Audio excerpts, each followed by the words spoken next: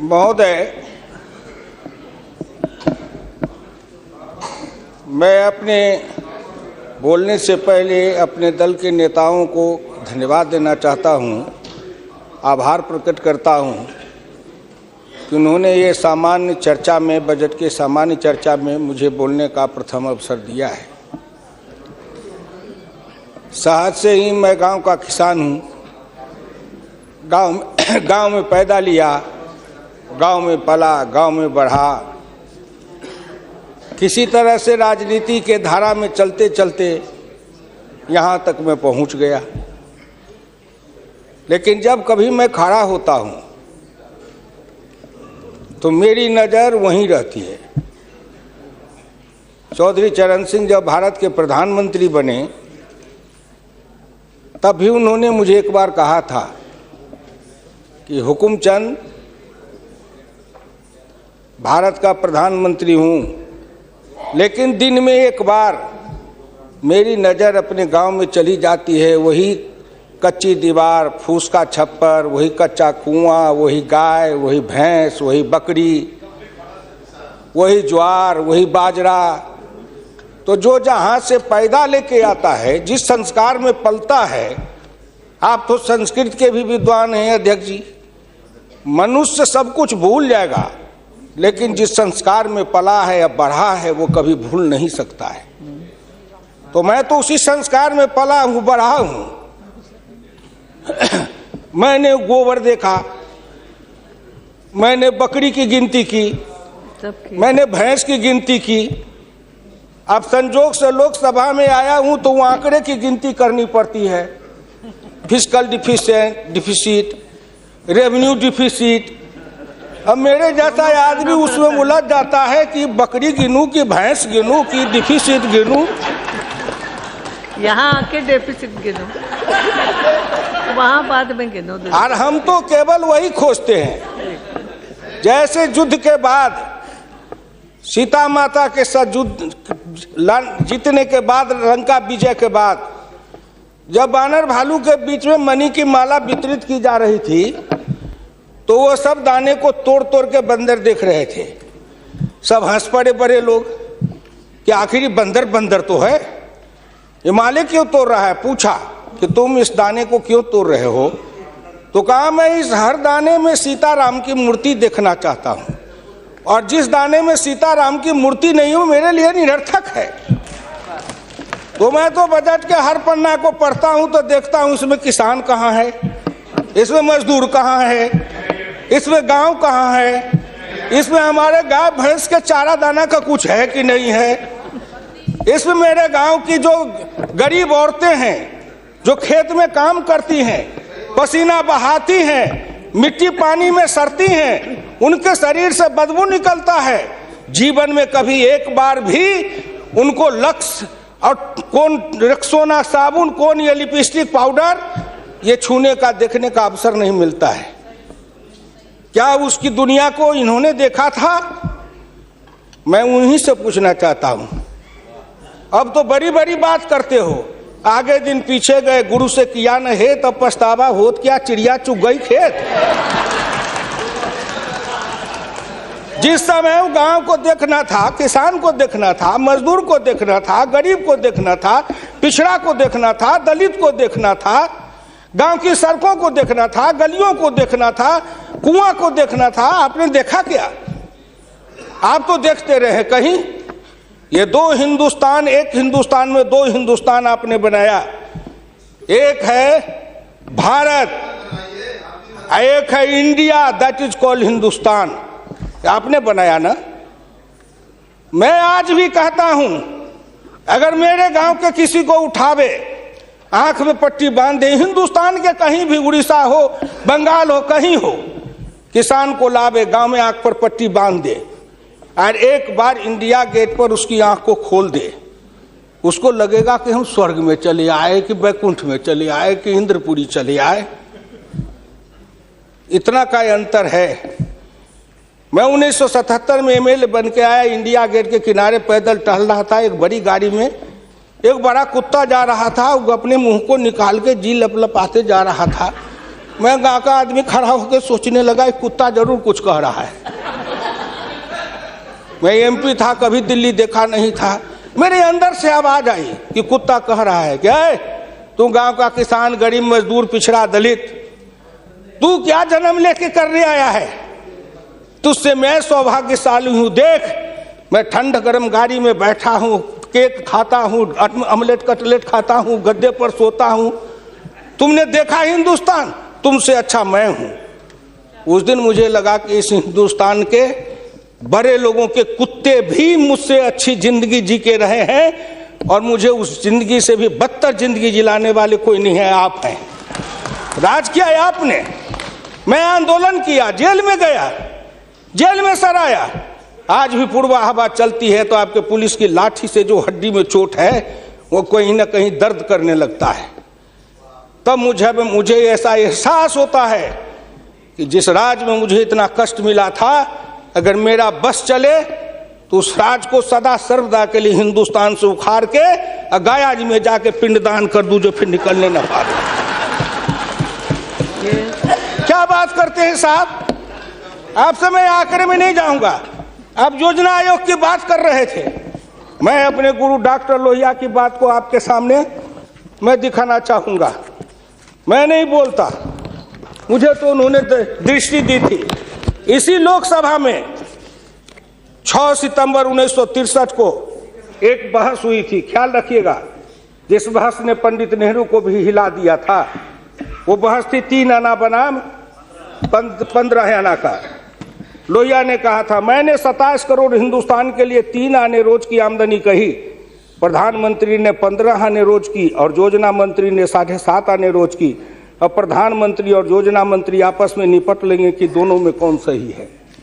यही आंकड़े हैं योजना आयोग के। प्रधानमंत्री का 15 आना, योजना आयोग के मंत्री का है 7.5 आना। जिस योजना आयोग को यह भी नहीं पता 15 आना सही कि 7.5 आना सही, प्रधानमंत्री सही कि योजना मंत्री सही, उसी योजना आयोग को सर पर ढोते रहो। जो दर्शन करना चाहिए तो दर्पण माजत रहिए, दर्पण में लगा काई तो दरस कहां से पाई। क्या बात करते हैं साहब? इस हिंदुस्तान में अगर किसी का में प्रधानमंत्री जी बैठे हैं, मैं भुक्तभोगी हूं, जिस रोग से मैं पीड़ित हूं, कहीं ना कहीं उस रोग से आप भी पीड़ित हैं। बीरप्पा मोइली जी, आप भी पिछड़े वर्ग से हैं, मैं भी पिछड़े वर्ग से हूं। का दुख जाने दुखिया की, का दुख जाने दुखिया माए, जाके पैर न फटे बीमारी, सोका जाने पीर पड़ाई। आपके मल्लिकार्जुन जी भी उसी दलित समाज से हैं। आपने सामाजिक पीड़ा को झेला नहीं है, भोगा नहीं है। इस हिंदुस्तान में अगर सबसे बड़ा कारण और सबसे बड़ी चीज अगर रही है सनातन काल से, तो वह हिंदुस्तान की जाति प्रथा। उस जाति प्रथा के कारण क्या क्या नहीं भोगा हमने और क्या नहीं भोगते हैं। अभी अभी चुनाव हो रहा था, श्री नरेंद्र मोदी जी के लिए कोई कह रहा था, मेरे ऑफिस के आगे चाय की दुकान खुलवा देते हैं, फुटपाथ पर जाओ चाय की दुकान के लिए दुकान दे देते हैं। और कुछ कहने के लिए नहीं मिलता है लोगों को? नहीं मिलता है क्या? क्यों उपहास करते हो? मैं लोकसभा में हूं, अगर कोई कहे, शरद यादव गए थे चुनाव लड़ने के लिए अमेठी में, लोकदल से नारा लगा था, शरद यादव वापस जाओ, लाठी लेके भैंस चराओ। कर्पूरी ठाकुर जैसा नाई का बेटा गरीब, जिसके नेतृत्व में बिहार में इतना परिवर्तन किया, वो बिहार का मुख्यमंत्री बना, 27% आरक्षण दिया, हाई स्कूल तक फीस माफ किया, मिडिल स्कूल तक फीस माफ किया, 5 एकड़ से मलगुजारी माफ किया। और कर्पूरी ठाकुर के लिए नारा लगा था, कर्पूरी ठाकुर दिल्ली जाओ, छुड़ा लेके सैलून खोलो। क्या क्या नहीं साहब हूं, क्या क्या नहीं देखा हूं। इसलिए दिल के अंदर वो दर्द और पीड़ा है। क्या आखिर कहीं ना कहीं मुझे यह भी लगता है, क्या हिंदुस्तान के पिछड़े और दलित समाज के लोगों ने अपराध किया था कि उसमें जन्म लिया? किसी ने भगवान के यहां दरखास्त दिया था कि मुझको तेली बना दो, मुझको लोहार बना दो, मुझको कुर्मी बना दो, मुझको कहार बना दो, मुझको अहिर बना दो, मुझको कलवार बना दो? कोई दरखास्त देके तो नहीं आया। आज वित्त मंत्री जी को धन्यवाद दूंगा, प्रधानमंत्री को, कि उन्होंने बजट में कुछ ऐसी योजनाएं बनाई है जिससे हिंदुस्तान के जाति प्रथा के बंधन को ढीला करने का अवसर मिलेगा। जब उनकी आर्थिक चेतना बढ़ेगी, आर्थिक विकास होगा कब? जब गांव में पैसा जाएगा, तब गरीब के हाथ में रोजगार जाएगा, तब उनकी आर्थिक उन्नति होगी, तब कहीं जाके उनके जीवन में विकास होगा। आपने सोचा कि गांव का विकास कैसे होगा? क्या प्रधानमंत्री ग्रामीण सिंचाई योजना कोई मामूली है? खर्च पर पाबंदी लगाते हुए डॉक्टर लोहिया ने इसी लोकसभा में बहस करते हुए पंडित नेहरू से कहा था, मैं कुछ नहीं चाहता, एक काम कर दो, सारे लोगों के, बड़े लोगों के खर्च पर सीमा लगा दो, आय पर, आमदनी पर नहीं, खर्च पर सीमा लगाओ, इससे अधिक खर्च नहीं करेगा, और उससे जो पैसा बने उसके एक सिंचाई योजना बनाओ और 20 साल का बॉन्ड बनाओ। मैं कुछ नहीं कहता, केवल हिंदुस्तान के हर खेत में पानी पहुंचा दो, हिंदुस्तान की तरक्की हो जाएगी। डॉक्टर लोहिया इसी सदन में कहे थे। वो तो अग्रवाल थे, बनिया थे, उनको क्या जरूरी थी इस बात को बोलने का?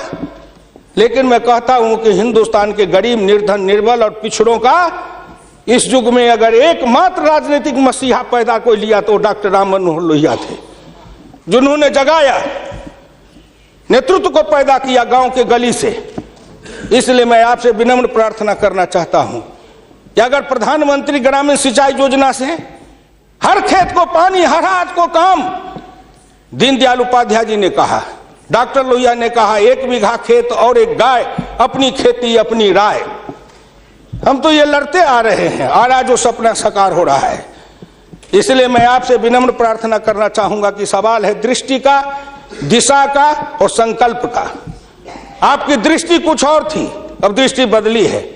हिंदुस्तान के गांव के गरीब, पिछड़े दलितों ने मिलकर कन्याकुमारी से कश्मीर तक, कामरूप से द्वारका धाम तक, इस आसान मान के साथ आपके शब्दों में, जिनको आप अपने ऑफिस के आगे चाय की दुकान खुलवा रहे थे, वो चाय की बेचने वाला, रेल के फुटपाथ पर पानी पिलाने वाला गरीब, निर्धन, जिनकी मां मजदूरनी का काम करती थी, ऐसे के बेटा को भारत के प्रधानमंत्री की कुर्सी पर बैठाया कि नरेंद्र मोदी आएगा, भारत का प्रधानमंत्री बन जाएगा, गांव गरीब, किसान, मजदूर के भाग्य चमक जाएगा। उन्होंने इसलिए सपना को देखा है। वो हो जाएगा क्या?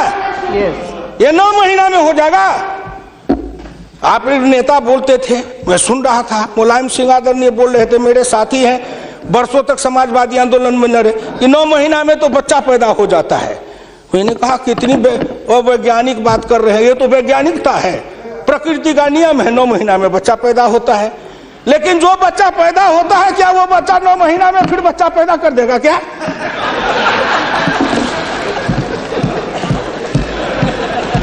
कितनी आप वैज्ञानिक बात बोल रहे हो? इस सरकार का 9 महीना हुआ, 10 महीना हुआ, सरकार पैदा हुई, अब क्या सोचते हो? आप क्या सोचते हो? इसलिए आपसे मेरी विनम्र प्रार्थना है कि संभलो, अभी भी आप संभलिए, प्लीज प्लीज, अभी आप संभलिए। आप बजट को क्या समझते हो? आप बसीर रहिए। मैं वीरप्पा मोइली साहब नहीं हूं। वीरप्पा मोइली साहब आंकड़े बता रहे थे, मैं उन आंकड़ों का जवाब दे रहा हूं कि आपने इतने दिन ये आंकड़े अब हमको पढ़ा रहे हैं। आपने क्या आंकड़े पढ़े थे? आपने आंकड़े पढ़े?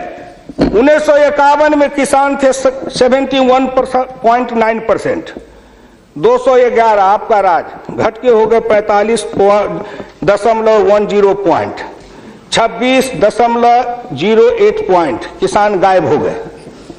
कहाँ गायब हो गए? कहीं नहीं गायब हुए। खेतिहर मजदूर थे 28.1 पॉइंट, और वो घट करके हो गए 17.5, वो बढ़ गए 26.08। अध्यक्ष महोदय, जितना किसान गमा उतना खेतिहर मजदूर बनाया। ये आंकड़े नहीं है क्या? ये सच है कि नहीं? तो आप बजट बनाते रहो। बड़े बड़े अर्थशास्त्री आए, एक विद्वान आए अर्थशास्त्र के, कहां से? वो हार्वर्ड वाले। हमको कहा हार्वर्ड, हमने कहा इस देश को कर देगा हार्वर्ड। तो हर्बट वाला हर्बर करेगा। हिंदुस्तानी अर्थशास्त्री चाहिए अरुण जेटली के जैसे। और ये कहां गए बोलिए? अगर ये चौधरी चरण सिंह हिंदुस्तान के जितने कृषि अर्थ ग्रामीण अर्थशास्त्री हुए, जेसी कुमारप्पा से लेकर चौधरी चरण सिंह तक, सबने एक ही बात कहा, खेती पर से जो जो भार घटेगा त्यों तो गांव की उन्नति होगी, किसान खुशहाल होगा। खेती पर से भार को कम करो। आपने कम किया, लेकिन हमको बनाया क्या? ऑफिसर बनाते, नौकरी देते, उद्योग लगाते, हाथ में काम देते, साइकिल देते, मोटरसाइकिल पर चढ़वाते, तब न समझते। हम किसान थे, हमको मजदूर बना दिया, झुग्गी झोपड़ी में डाल दिया, गंदी जिंदगी, कीड़े की जिंदगी जीने के लिए हमको रख दिया। जो गांव में बसने वाले थे वो 82.7 थे और घट के हो गए 68.08। 14% गांव के लोग गायब हो गए। कहां गायब हो गए? गायब होके कहां गए? आपके यहाँ दिल्ली में फुटपाथ पर सोते हैं, पेड़ के नीचे सोते हैं, पेड़ के नीचे जन्मते हैं, बलते हैं, बढ़ते हैं, पेड़ के नीचे शादी करते हैं, हनीमून मनाते हैं, वहीं फिर बच्चा पैदा करते हैं, फिर पेड़ के नीचे ही अपना परिवार बसाते हैं। हमारे बच्चे को लाया, हाथ में रिक्शा थमाया, ठेला थमाया, फुटपाथ पर काम करवाया, गरीबी से मजदूर किया, कुत्ते के जैसे जिंदगी जीने के हमको मजबूर कर दिया। और ऊपर से आप बताते हैं कि हम अब तुम्हारे लिए क्या दे दिया? फूड सिक्योरिटी दे दिया। फूड सिक्योरिटी, दाना उपजावे, धान उपजावे हम, गेहूं उपजावे हम, अनाज उपजावे हम, मेहनत करे हमको बस समझते हैं आप भिखमंगा। फूड सिक्योरिटी, हर आदमी पर 1 किलो चावल और 3 किलो गेहूं देंगे। आप बड़े बड़े बड़े बजट वाले और शास्त्री वाले हैं, महीना में 1 किलो चावल खा के रहो, एक आदमी 3 किलो गेहूं खा के रहो। ये गरीबी का उपहास है, हमारी निर्धनता और गरीबी का उपहास है। आओ 1 किलो चावल देते हैं, 1 महीना में खाओ। महीना में 26 रुपया, जिसकी रोज की आमदनी आप कहते हो गरीबी रेखा के नीचे है, और चावल गेहूं बांटेंगे 70% को। क्या आंकड़ा है आपका? यही बजट बनाते थे ना, मैं उसी को कहता हूं, यही आपका आंकड़ा। गरीबी, चावल गेहूं खाए 70-80%, हमको कहो गरीबी की रेखा के नीचे है 26%। कबीरा बाँचे आखिन लेखा, पंडित बाँचे पोथिन लेखा। हम तो आंख से जो देखते हैं वो बोल रहे हैं। आपने क्या किया? हम कम किए, कहते हैं किसान किसान किसान किसान विरोधी है। हिंदुस्तान में 90-91 में 185.2 मिलियन हेक्टेयर खेती की जमीन थी, और आपके राज्य में 2011-12 में 182 मिलियन हेक्टेयर हो गई। ये जमीन कहाँ गई? हम खा गए? हमारे गांव के लोग खा गए? कौन खा गए? जो खाए हो। लेकिन मैं इतना जानता हूं कि आप हमारी जमीन खा गए। और दूसरे तरफ जो गैर कृषि योग्य भूमि थी 90-91 में 21.22 मिलियन हेक्टेयर, 11-12 में हो गए 26.29 हेक्टेयर। गैर कृषि योग्य भूमि बढ़ी है, कृषि योग्य भूमि का ह्रास हुआ। उल्टे बात कहीं पर निगाहें, कहीं पर निशाना। न कुछ मिले तो कुछ कहिए, न कुछ मिले तो विरोधी में गए तो कुछ न कुछ तो कहना है ना, नहीं तो दुनिया कैसे देखेगी कि विरोधी का काम कर रहे हैं। इसलिए आपसे मेरी विनम्र प्रार्थना है, अगर विरोधी का काम भी करना है तो आप अपने नेताओं को कहिए कि कुछ दिन हमारे पास आए, 6 महीना ट्रेनिंग दे देंगे कि हम विरोधी थे तो क्या करते थे। अरे नाटक भी करिए तो किसी डायरेक्टर से सीख तो लीजिए। जो गरीबी का डायरेक्टर है उससे सीखे नहीं, और गरीबी का नाटक खेल रहे हैं। एक गांव में नाटक में हनुमान जी का पाठ करने वाला नहीं आया। उसने सोचा कि आज तो नाटक नहीं होगा। एक बहुत मोटा तगड़ा दुकानदार था, उनको पकड़ लाया, कहा तू नाटक कर, केवल खड़ा रहना। और जब वो खड़ा होकर पाठ करने लगा तो रावण ने डांट के कहा कि कहाँ गए, लाओ तेल घिलाओ, इसके पूंछ में आग लगाओ। उसको हुआ कि अब तो जल के मरेंगे। तो कहा हजूर हम तो हनुमान जी नहीं है, हम तो बनिया है, अपनी दुकान चला रहे थे। वैसे ही आप नाटक करिएगा। इसलिए आपसे मेरी विनम्र प्रार्थना है आपसे मेरी विनम्र प्रार्थना है कि इसको देखिए। दिशा, जब तक आपके पास में दृष्टि नहीं बनेगी, आपकी दिशा नहीं ठीक थी, आपकी दृष्टि नहीं ठीक थी, तो आप संकल्प क्या कर रहे थे? चलता है सब, आप कहे कि हम भी चले, आपका बजट चला, आपकी अर्थनीति चली, आर्थिक विषमता, सामाजिक विषमता, राजनीतिक विषमता, प्रशासनिक विषमता। क्या मैं पूछता हूं कि आपके किसी बजट से इन विषमताओं को अंत करने के लिए कोई काम किया? नहीं किया।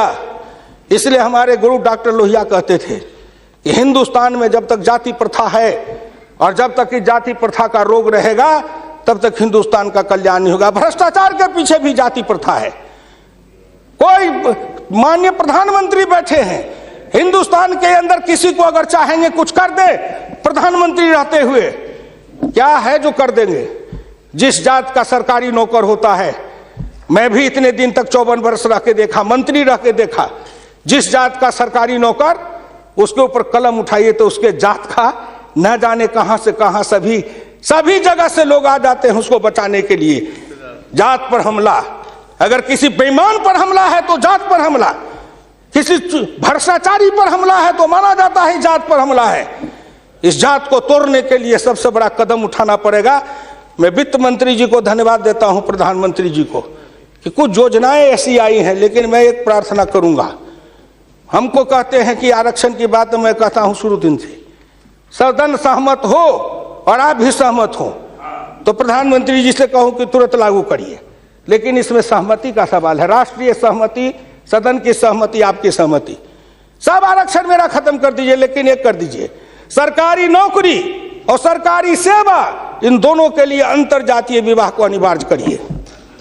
न रहेगी जाति, न रहेगा बांस, न बजेगी बांसुरी, जातियां टूटेगी।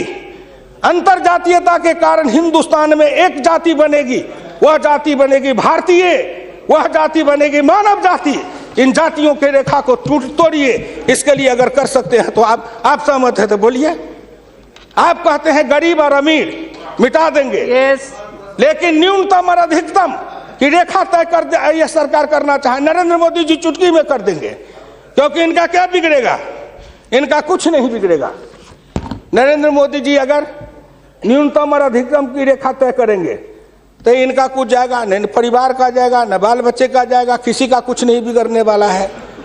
लेकिन चिल्लाने लगेंगे तो हम 100 से कम न 1000 से ज्यादा समाजवाद का यही तकाजा।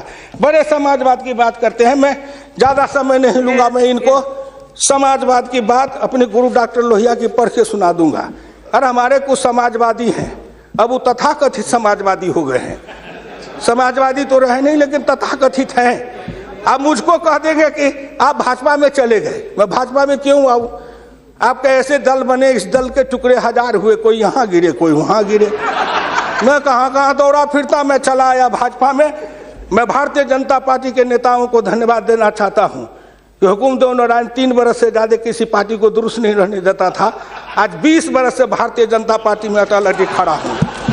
इस पार्टी में जब तक कोई ताकत नहीं है, अडवाणी जी में, अटल जी में, नरेंद्र मोदी जी में, इन सब लोगों में जब कोई गुण नहीं है, तो मेरे जैसे उदंड आदमी को 20 वर्ष तक अपने पिंजरे में रख लिया है, कोई साधारण योग्यता है? इस बात को समझो। मैं आखिरी में कहूंगा अध्यक्ष महोदय, समाजवाद हर किसी से सिद्धांत की तरह एक होता है थोक, एक होता है फुटकर, एक होता है सगुन, एक होता है निर्गुण, एक होता है सिद्धांत, एक होता है कार्यक्रम। समाजवाद से एक सीढ़ी नीचे उतरो, उस सीढ़ी का नाम है बराबरी। उस बराबरी से एक सीढ़ी नीचे उतरो। गौर करिएगा कौन कौन बराबरी? आर्थिक बराबरी, सामाजिक बराबरी, राजकीय बराबरी, धार्मिक बराबरी।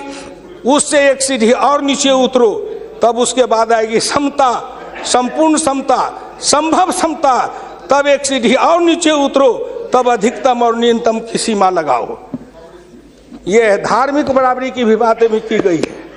अगर हम धार्मिक बराबरी पर जी समाप्त करेंगे, अगर धार्मिक बराबरी पर मुझे कहा जाए तो मैं कहने लगूं तो कितनी अपनी पीड़ा सुना दूंगा कि धार्मिक बराबरी इस देश में कैसी है। उसके संबंध में मैं ज्यादा समय नहीं लेकर के केवल आपके सामने मैं सुना देना चाहूंगा।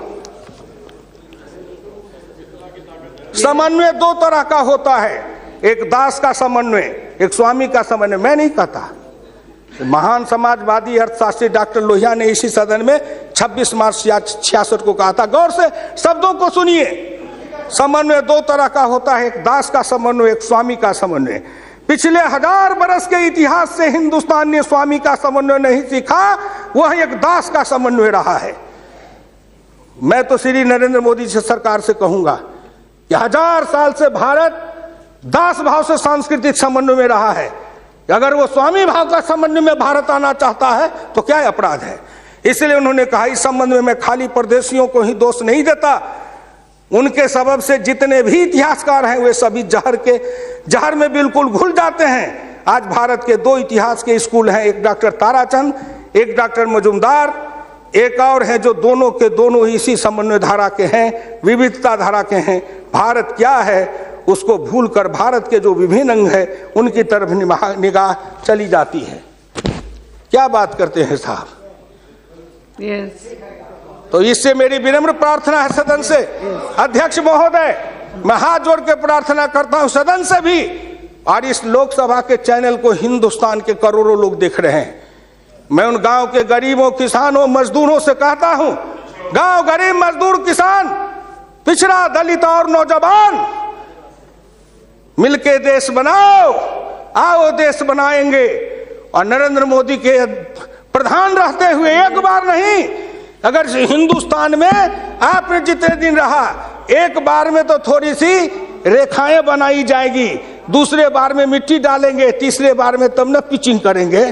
तो हमको भी आपको इतना समय दिया, तो मैं गांव गरीब, किसान, मजदूर, पिछड़े, दलित, इन सब से हाथ जोड़ के प्रार्थना नौजवानों से करना चाहता हूं, आओ कदम में कदम मिलाओ, मिलके हिंदुस्तान को बनाओ, सफर समता लाएंगे, आर्थिक समता, सामाजिक समता, राजनीतिक समता। अगर इन्होंने मुझको 12 रुपया महीना पर जीवन बीमा कर दिया तो बड़े लोगों का कलेजा फटने लगा कि 12 रुपया में सबको जीवन बीमा कर रहे हैं। खेत में काम करेंगे, बीमार पड़ेंगे, मरेंगे, तो हम जिम 1 रुपया, हाँ 12 रुपया साल, 12 रुपया साल, 1 रुपया महीना। तंबाकू का गुटखा भी खाते हैं तो 3 रुपया में मिलता है, उससे भी सस्ता जीवन बीमा इस सरकार ने दे दिया गरीबों को। कलेजा तो इसलिए फट रहा है, कलेजा में दर्द इसलिए है, इन्होंने जो और योजनाएं चलाई, गाय के पशुपालन के लिए, गाय के उत्थान के लिए योजना, इत्यादि इत्यादि कई योजना है, क्या गिनाऊं। हरि अनंत हरि कथन अनंत। मुद्रा बैंक बनाए, उसमें छोटी इकाई वाले को कर्जा देंगे, छोटी इकाई, वो छोटी इकाई का जो गांव वाला कर्जा खाएगा उसको किसको देंगे ये। इसलिए आपसे मेरी विनम्र प्रार्थना है कि 1 सेकंड में, 1 मिनट में इस बात को कह के खत्म करूंगा।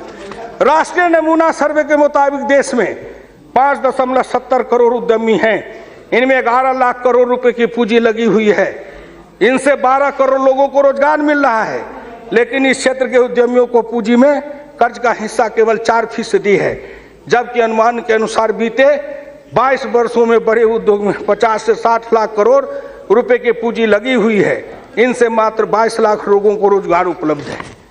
ये छोटे उद्योग, बढ़ई को, लोहार को, कुम्हार को, हजाम को, ये जो छोटे छोटे, ये जाति छूटेगी इससे।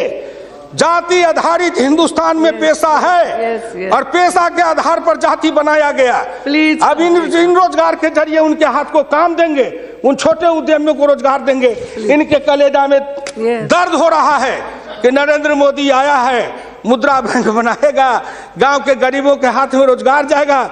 ये गरीब बनेंगे पहलवान, गरीब बनेंगे विद्वान, गरीब बनेंगे बुद्धिमान, गरीब के हाथ में दम ताकत आएगी तो आपके आगे शर्म गच्छामी नहीं होंगे, न फूड सिक्योरिटी खाएंगे, न मनरेगा खाएंगे। हम अपने पसीना और पुरुषार्थ से, अपनी कमाई से इस देश को बनाएंगे। हम आपके भिखमंगा बन के जिए हैं, अब हम स्वाभिमान के साथ जिंदा रहना चाहते हैं। इसलिए मैं भारत के प्रधानमंत्री और वित्त मंत्री को धन्यवाद देता हूं। बहुत बहुत धन्यवाद।